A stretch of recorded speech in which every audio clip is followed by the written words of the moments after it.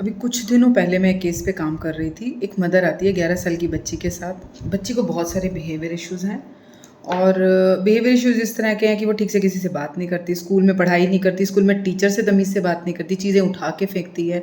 इस तरह के मूड टेंट्रम्स, मूड स्विंग्स ये सब वो शो कर रही है। और जब केस हिस्ट्री ली गई तो मुझे पता चला कि उसके फादर मतलब छोड़ के चले गए हैं, तो यानी मदर सिंगल पेरेंट है।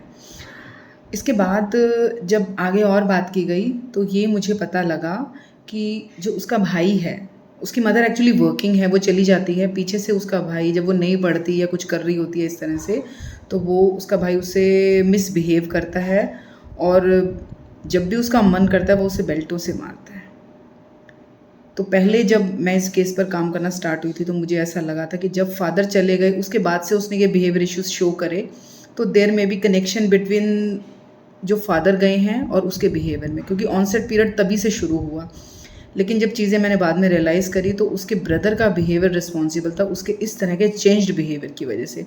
तो उसे हमने बुलाया, उसकी मदर के सामने ये क्लियर किया गया कि इस तरह का व्यवहार अगर आप बच्ची के साथ करेंगे, मारेंगे, पीटेंगे, उसके साथ उसे इल ट्रीट करेंगे तो वो ऐसा ही बिहेवियर शो करेगी और इससे भी ख़राब हो जाएगा उसका बिहेवियर।